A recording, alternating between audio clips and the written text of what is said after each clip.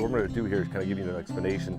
We've got about 2 to 3 feet of water that comes off about 10 feet. It's a little bit of a shelf up there. It drops off into about 8 to 10 feet out in front of us where we think the fish are gonna be holding.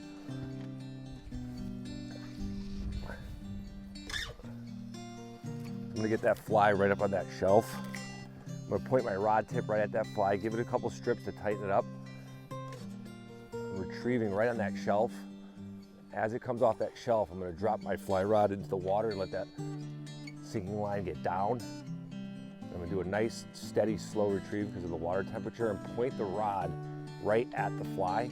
So if I get a strike or a fish to eat, pike or muskie, I can give them the strip set.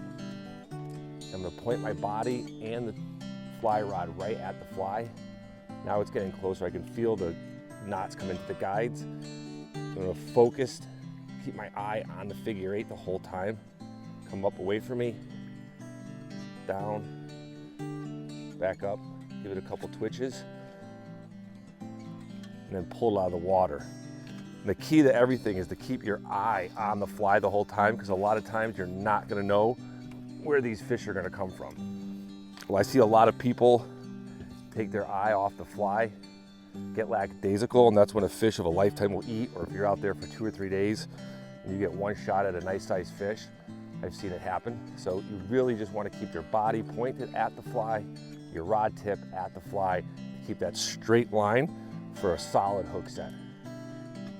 And then work it slow. We're in a deeper hole here. The water temperature is 34 degrees, so we really want to keep it down.